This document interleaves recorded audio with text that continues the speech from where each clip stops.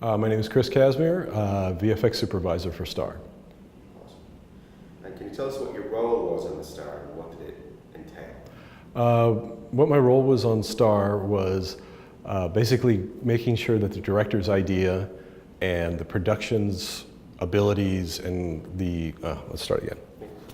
Okay, my role on Star was to make sure that the look of the film was what the director wanted, also what could be done in the short time that we had, working with animation supervisors, assets, compositing, lighting, everybody kind of organizing everything to work together. Tell us about the schedule on the Star and how that impacted your decisions. The schedule was a very fast one. We had a very short time, something like 7-8 months to do the project. It actually came from another studio, and we had to basically do a major reboot once we received it. Yeah, it was a very intense schedule, but we made it through. When you're working on a very short schedule like this, why is that hard? When you work on a very short schedule, you have to make certain decisions and not compromises as much as smart decisions to still do what the story wants and needs, but within that timeline to make it work. So sometimes you might have to come up with ideas and pitch it back to the director saying, we don't have enough time doing that for that, but we can do this. What do you think? And it's a back and forth. And that's really what short schedules do, is really coming up with solutions. Tell us about your relationship with the director. How close were you to the director in terms of your ability to influence the film? I think working with the director on my side was he and I would have these discussions, and I knew story points that he really wanted to put forth in certain scenes. He said sometimes it wasn't clear because it was such a fast schedule that they would miss it in either an animation launch or a lighting launch, and then we would discuss this, and I would make sure that I would make a checklist to make sure that those were going to be in the scenes and in the shots, close-ups, sky colors, stuff like that. I made sure that that was going to happen, and even though everything was getting hectic and chaotic, I knew that he still wanted those things, and they were very important to him. So that was my role. So you could say, is it fair to say that your role was you were the director's voice with the crew, making sure his vision was delivered? Yeah, that was more of my role, as his voice within our production crew. So with people on the floor, with the different departments, to make sure that, because he can't be there going through every review of every item or asset or background that's coming out. And it was my job to kind of organize those and make sure some of those, if possible, could be in it. If not, come up with a solution to make maybe a suggestion that we could do that would also fulfill the same idea. Great. What do you think were the challenges in making the Star on such a short schedule? Mostly the challenges on the Star was we had character design and working with and making sure that the rigs worked with animation, because animation was still figuring out how they wanted these characters to move and act. And I think the director and the animation supervisor were also trying to figure that at the same time that the assets and the character rigs were being created. So there was a lot of kind of learning right there on the spot during production. That was a big thing about being such a short schedule, to make sure that was happening quick.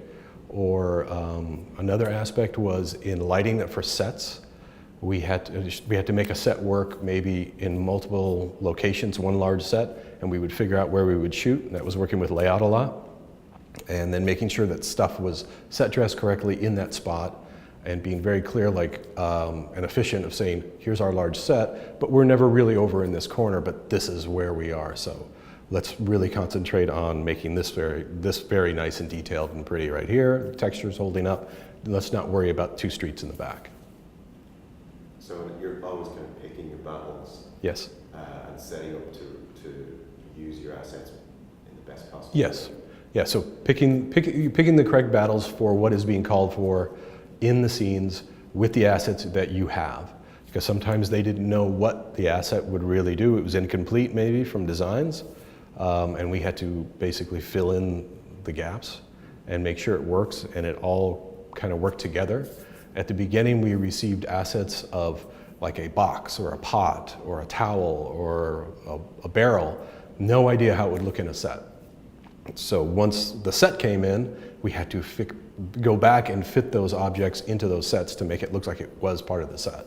And that's what happens on a short schedule when you're being just fed little bits and pieces just to try to get the schedule going. Sometimes at the beginning, you don't get the big meat and potatoes of the whole project. You get pieces and things for people to work on, and then you have to kind of go back. That was the other thing on the Stars. We knew that we were always going to be stepping back and revisiting things as we went through. There was no way the first time was going to be perfect on that tight schedule. Is that up to you? Yes. Yeah, so the quality bar is, you have two aspects. You have technical side, is it working? And then the quality bar is saying, erase that part and let's just look at the shot and saying, is that going to work? Does that look great? Everything's checked in. The sims are all good. The hair sims are good. The textures are all working. The lighting looks great. And then finally onto compositing to do the final tweaks and make sure that it's a pretty shot with the right performances. And how do you interact with your crew? How does that work? How do you pass information? We usually, for my role at the end of the film, we were in lighting comp dailies pretty much all day. So we had somebody from assets in there with us. Different lighting teams would come in and we would give notes. The lighting supervisor would be there with me and we would go through an individual lighter type review of the shot. And then we would do an overall discussion of how that we really like this shot, let's propagate it into these other shots. So that was, again, we had people from other departments in those reviews as well, that they could go back and basically do the notes right there.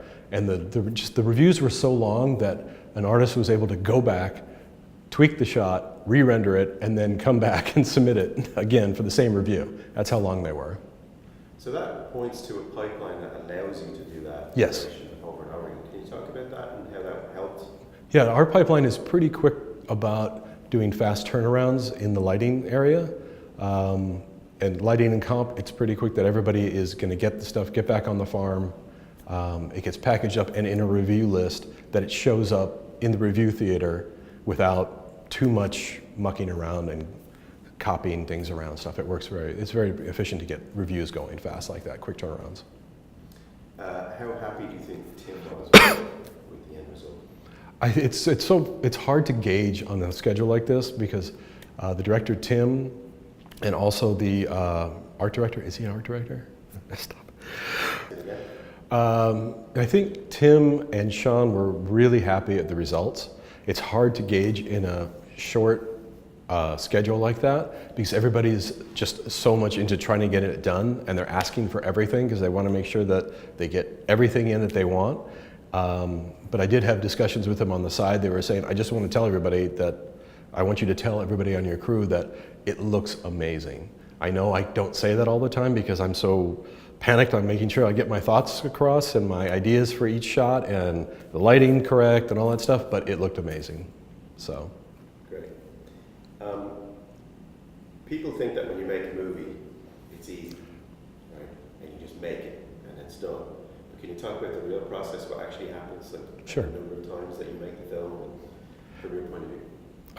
You're talking about animated movies? Just making Okay. animated movies. Okay. It's funny is that people really think that making movies is quite easy and they can do that. Some of them can do it by themselves or with a small crew of people.